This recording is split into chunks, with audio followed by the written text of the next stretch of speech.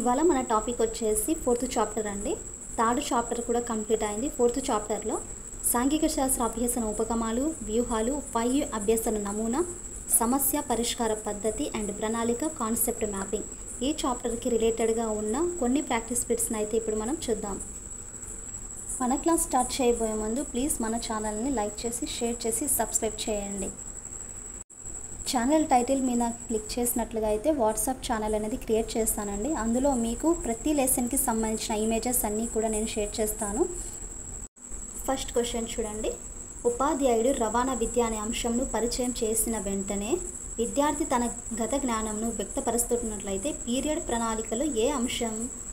First option పలకరింపు, second mind mapping, third శీర్షిక ప్రకటన, ఫోర్త్ మాట్లాడించడం. Second option is correct answer. Second question. Period ప్రణాళికలో ఎన్నవ దశలో విద్యార్థులు అవగాహనపరమైన ప్రశ్నలు వేస్తారు? First option 1, second 2, third 3, fourth 4. Third option is correct answer. Third question.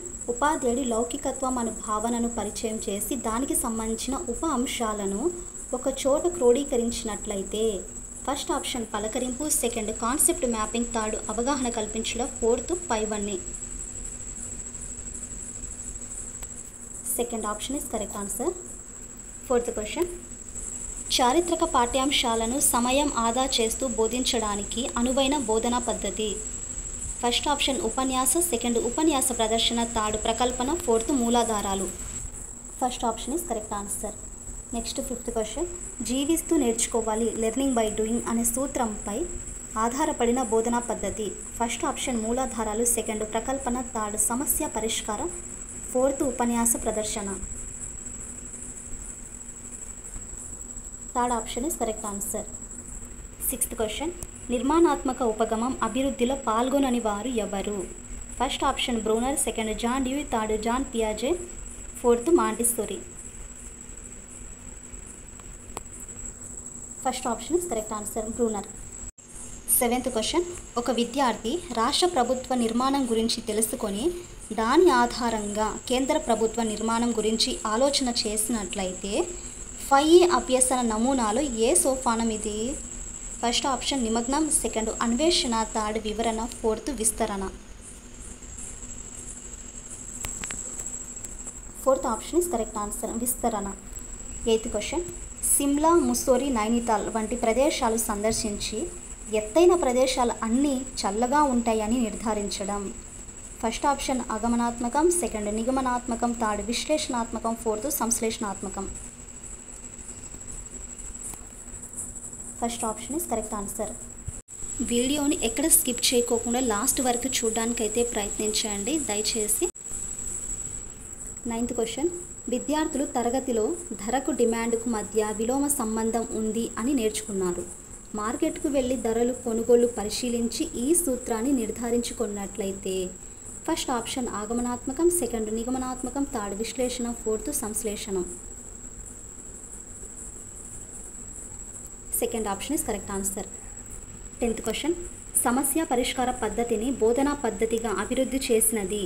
First option Jean పియాజే, second John Dewey, third Gardner, fourth HC Morrison. Second option is correct answer. 11th question. Gandhiji స్వాతంత్ర సముపార్జనలో అతని పాత్ర జరిగిన సంఘటనలను బోధించడానికి అనువైన పద్ధతి? ఫస్ట్ ఆప్షన్ జీవిత సంఘటన పద్ధతి, సెకండ్ జీవిత చరిత్ర పద్ధతి, థర్డ్ పరిణామ పద్ధతి, సాంఘిక పద్ధతి, ఫోర్త్ పైవన్నీ. Fourth option is correct answer. 13th question. శ్రీకృష్ణదేవరాయల గొప్పతనాన్ని బోధించడానికి అనువైన పద్ధతి? ఫస్ట్ ఆప్షన్ చారిత్రక పద్ధతి, సెకండ్ కథనా పద్ధతి, థర్డ్ వనరుల పద్ధతి, ఫోర్త్ ఉపన్యాస ప్రదర్శన. First option is correct answer. 14. ప్రాథమిక స్థాయిలో పిల్లలకు అశోకుడు, హర్షవర్ధనుడు, సముద్రగుప్తుడు, అక్బర్, షాజహాన్ వంటి వారి గురించి బోధించడానికి అనువైన పద్ధతి?